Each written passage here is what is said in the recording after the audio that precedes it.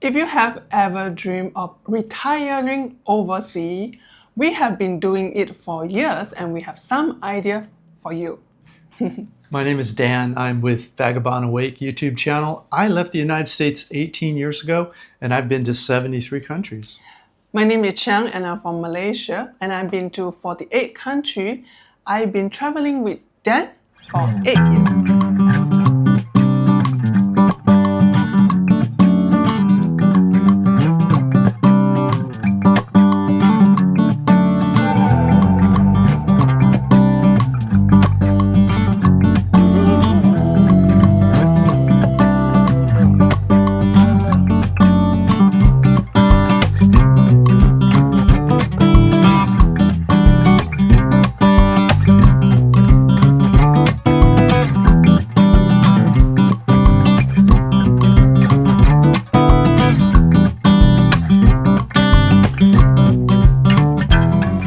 As we travel the world, we go to places that you can, what we call retire cheap in paradise, and we film the places. We show you what the food looks like, where we stay, what rent is, cost of living information, visa information, all sorts of information that you're interested in when you are looking at potentially retiring overseas somewhere.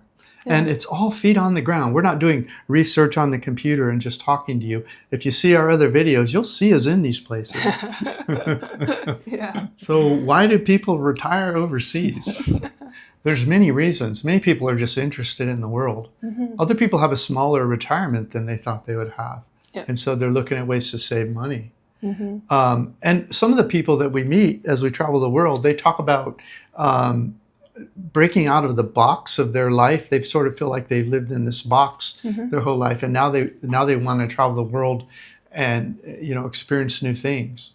Other people talk about how when they go to a new country, they don't feel like they're just another person like they do in their own country. Like when you walk into a room, you're a foreigner now in a new country, so you're kind of interesting just because you flew somewhere, and so people are interested in you. So it's sort of a more interesting life, the people you meet and what happens.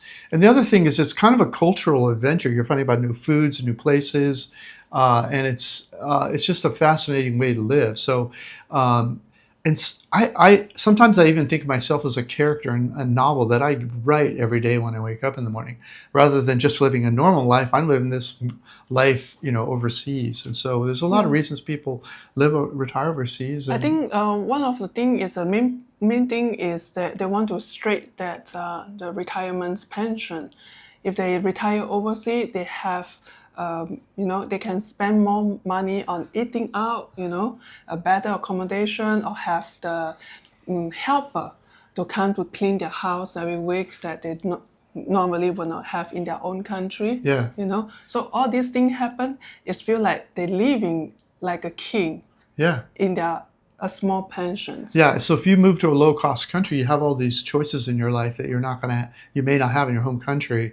I mean, one guy I interviewed in Colombia talked about how he's living a middle-class life on a third of what most people's pensions are in the U.S. So it brings up a lot of opportunities. Yeah, and a lot of people ask us, what is your favorite country? Yeah, well, every year I do a top 15 places in the world to retire cheap in paradise.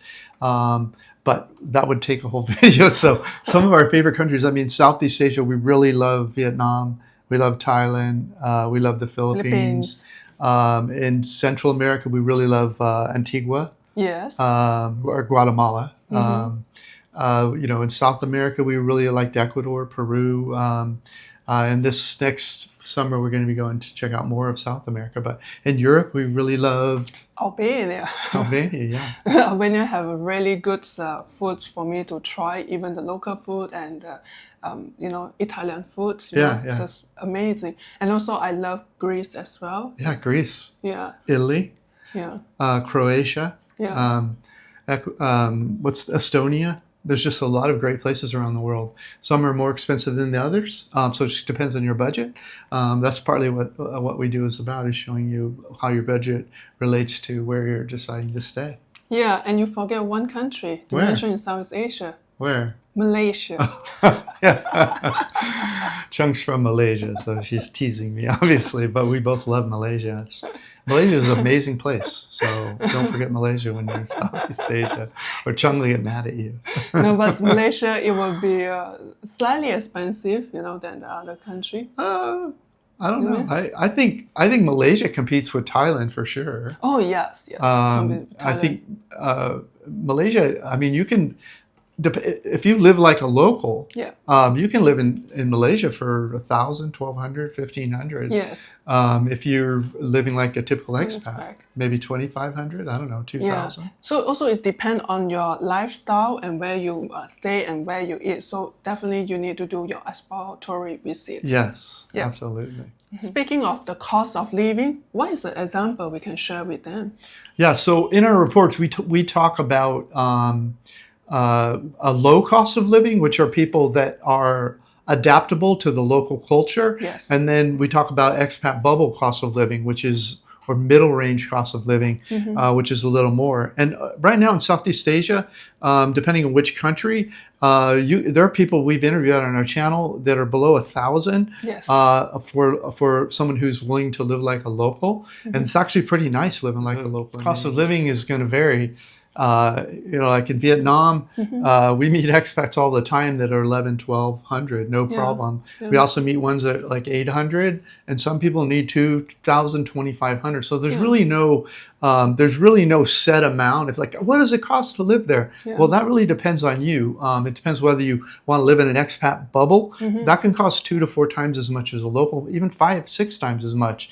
If you're willing to learn from the locals where to eat, where to shop, how to find a rental, then you can live on one half of what a typical expat lives on. Yeah, example.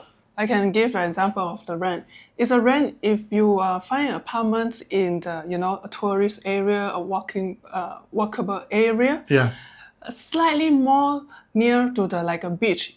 In this way, I would say Nha Trang. The place that we rent is, if we want to rent a studio, it will be 7.5 million Vietnamese dong. Right. Yeah. But if a few blocks in, but you still walkable to the beach, is about 6.5 million dong. Yeah. So you will see the difference. If you want to close to the beach, close to the people, then you pay slightly more. But if you are slightly inside, it's more Vietnamese local area, then your rent will be cheaper. For you to understand, when I say 6.5 million dong is equal to USD $250 per month for a studio in the Nha Trang, and it's come with a weekly cleaning service, but it's plus utility that you need to pay. Yeah, electricity. And water.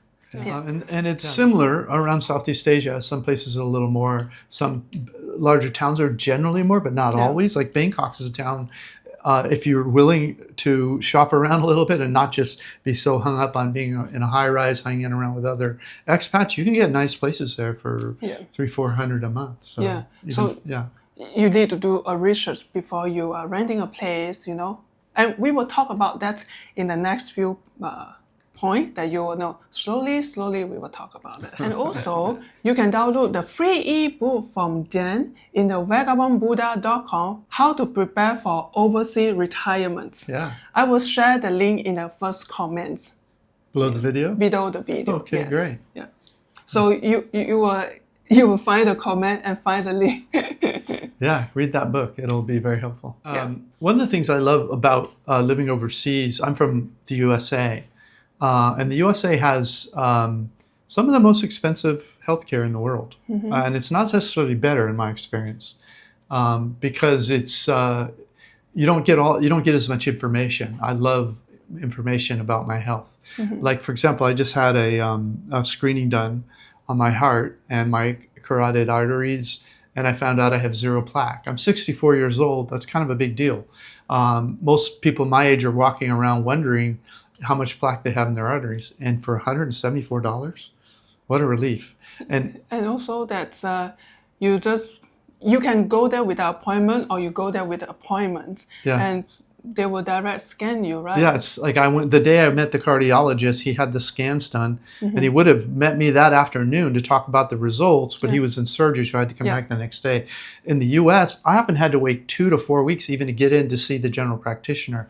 And then he would refer me to a cardiologist that may or may not do scans. You need the permission from everyone, and you have to wait forever. So I feel like it's, I have a better chance of taking care of my health. And it's not just, right now we're in Vietnam, it's not just here. It's also in Thailand, it's in Malaysia. All over Southeast Asia, they just have a different model for providing healthcare. And so I'm much more, feel more comfortable here than I do in the States. And also that we do like a blood test report, blood test checkout every year if we're in the Southeast Asia, because the price is very affordable here. Yeah. As we doing a few times in Malaysia for just a blood test report is about I would say $50 to $60, and you will get the result report in 3 days. They will email to you. Yeah. And you also been to the body checkup in the hospital in KL. You can do a full body scan or body scans and EKGs and whatever you're thinking. I mean, they have packages. Yeah, they have packages. Do you remember what my package was? It's about $300 something to $400, I think. Dollars, right? Dollar. And it's including a doctor consultant. The doctor meets you, discusses what your fears are. They decide which of the packages you should get, and then afterwards you look at the results with them. And this is like all the information you have in your hand in 48 hours.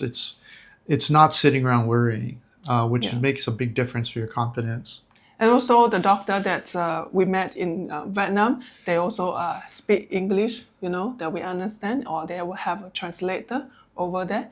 But in Malaysia, how is the English? Malaysia is probably the top place, in my opinion, for healthcare if you really want to communicate with your doctor in English. Or Vietnam, now that I'm familiar with that. I don't have problem using Google Translate. Even if a doctor doesn't speak English and there's no translator in the room, I can just use Google Translate. And I just do my teeth cleaning. It's just USD $10. In Malaysia, it's $20 at least. Yeah. I mean, it's private clinic. Yeah. We can go to government clinic. It's almost free. It's like 20 cents, for citizen. But if you for Malaysians, Malaysian citizens. And so I did my teeth cleaning here. I would say the service is not too bad, with that $10 price, And also, I do my filling, Also, it's like about $12. Yeah. In Malaysia, will be cost about like $20 at least, Yeah. I was like, not too bad. Last time I paid for a filling in the U.S. was probably maybe in 1998, and it was $50 then. Who knows what it costs now? But it's 4 times. Vietnam is 1/4 the price of what the U.S. was 30 years ago. So we did enjoy the medical care in Southeast Asia. X-ray. Also, I went for X-ray for $10. No appointment made because I went for chiropractor and they need to see my spine. Yeah. So they asked me to go for X-ray. $10. That's all. Yeah, and you mentioned we get our blood work done. You just walk into the place and get your blood work done. You don't need a note from your doctor. Yeah. And then the results are there. There'll be someone there to talk about them with you if you want. But I just get on Google and I ask what should it be and what's too high and all that. I like doing all that stuff myself. But they'll do it with you if you want. Yeah. Or you can bring it to a doctor like you did when you were in Malaysia with you brought someone's scan. My father's scan. I just that blood test is in Malaysia. So because in Malaysia we have a blood test center, a lot and change, so you can go there. So if you want to further, consultancy, you will bring the report to the doctor, and doctor will check with you. Normally, like this, the doctor, they don't charge any consultant fee.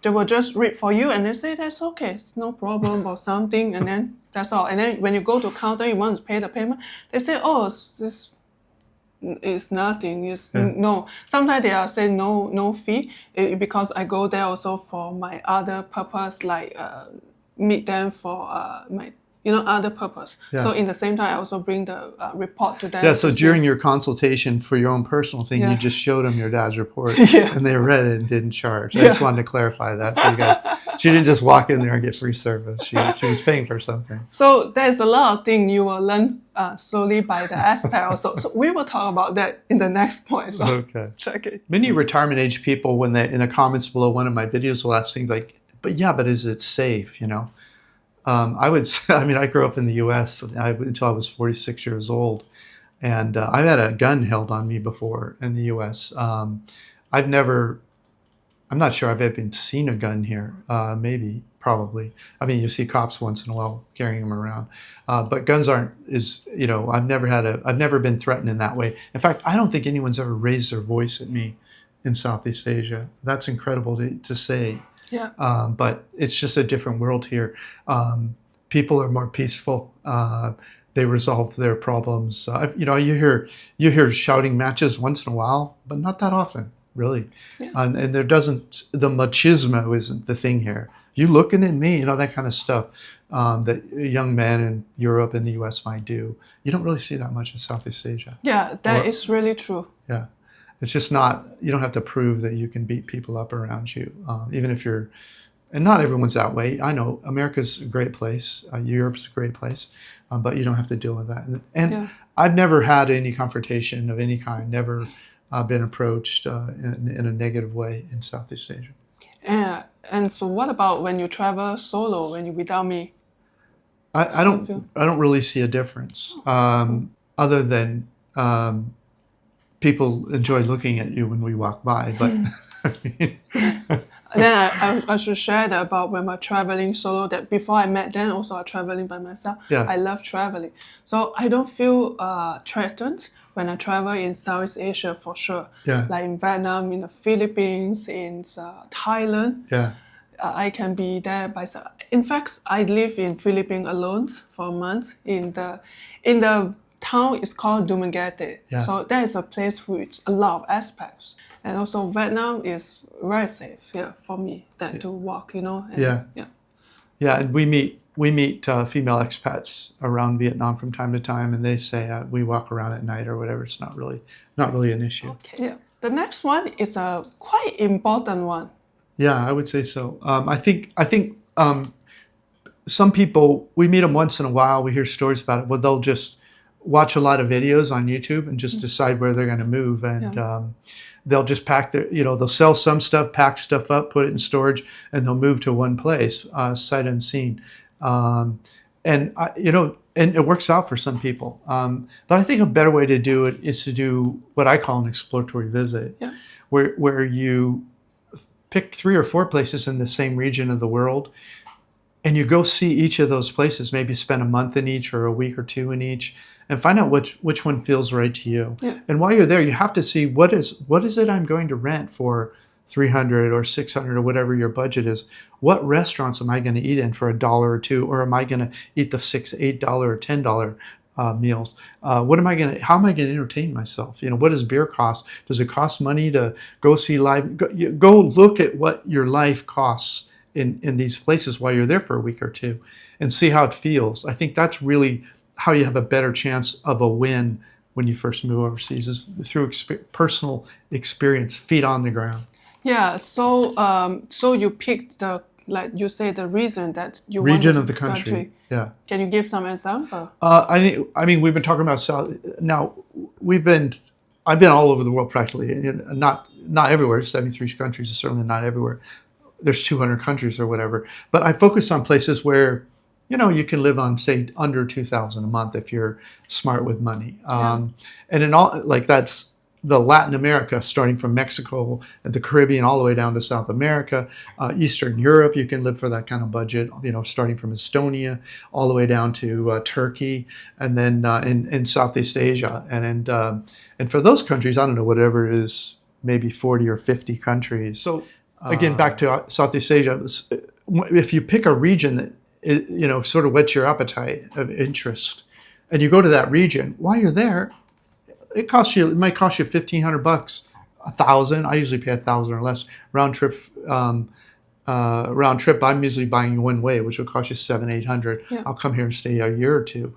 And once you're here, that's a big expense. $600-800 one way to fly to whatever, Bangkok or Kuala Lumpur. Those are the two hot spots, cheaper fares, Yeah. often flying through China. But once you land, it can be only $10 or $20 to catch a bus or a train or whatever Yeah. to one of these other countries. Yeah. And if you stay in cheap hotels or in cheap Airbnbs or whatever, it's really not that expensive. So why fly halfway around the world and home and only see one country? Now, the exception maybe is Bali, Indonesia, and the Philippines, because then you have to fly over there too. That could be as much as $200 round trip. So those two you have to pay a little bit more for. But for the ground transportation, it's not that expensive. And once you're in the place, unless you have unless you want to rent really nice places, you can generally find pretty cheap places once your feet are on the ground and you're walking the areas you like and reading signs or whatever, and you can and stay for a couple weeks or a month in each place you're interested in and see which one fits you right. So. And also that do not buy property when you arrive in the country, whatever and whatsoever you love the country so much. Do not buy, because renting is very flexible and stress-free, because you don't know what is surrounding you at the property that you buy. So rent first. Rent for a year or 2 years first, then only decide you want to buy or not. Yeah. That is very important. That's a good rule. We meet expats all the time that bought and then ended up in another country, and now they're renting it and they got to get a manager, and it really takes a year or two before you'll know if a place takes. And the beauty of that exploratory visit before you pick one is you already have a backup in your mind. Well, if it turns out it's not quite what I thought, I have this other place I really love too. Yeah. And so you're thinking more regionally instead of, this one country, this one town, and you have some experience under your belt, and so you have more confidence making those decisions. When you retire overseas, what is a daily life when you retire overseas and when you live abroad, Well, that's totally up to you. I mean, I like to, in my course about retiring overseas, I talk about you need to visualize your new life. Whether you're a character in a novel or just the things you like to do. Oh, I like to surf. I like to climb mountains. I like to do this. I like to do that. You have to visualize what your perfect day is. And then you look geographically where that is. Is it in the mountains? Is the weather cool? Is it down on the beach? Is it in a city? Some people like the energy of a city. Yeah. Other people like small rural towns and they're just real friendly and, with farms around them and open land. And you have to really think about what it is you love in your own country, and then look for that part of the world that has that. Now, it's not going to be the same as your home country, but it'll have that. Some of it will have those feelings, and so your day-to-day life should be imagined even before you show up, yes. and where you show up should support that imagination. Yeah, and also that's if you talk about in Southeast Asia, you will see a different country. They have a different culture. Thailand's. Malaysia and Vietnam is totally different culture. Yeah, totally different. So it will be very fun, and also it might be a culture shock as well. Yeah. So it will be part of the fun of your retirement, and also during your exploratory visit. Absolutely. Yeah. Definitely try to see the hot spots in a region. And also, another thing that I often recommend for somebody who's new is go to a place that's a soft landing. What is a soft landing? A soft landing is where you don't have to completely transform your life in 2 weeks. You can integrate slowly into the culture. So when you first leave your home country, if you've never lived overseas, in the U.S. at least, you expect to be able to drive to the corner and get a burger with fries. You want a pizza, you want Chinese food, you want Thai food, whatever your thing is, maybe sushi.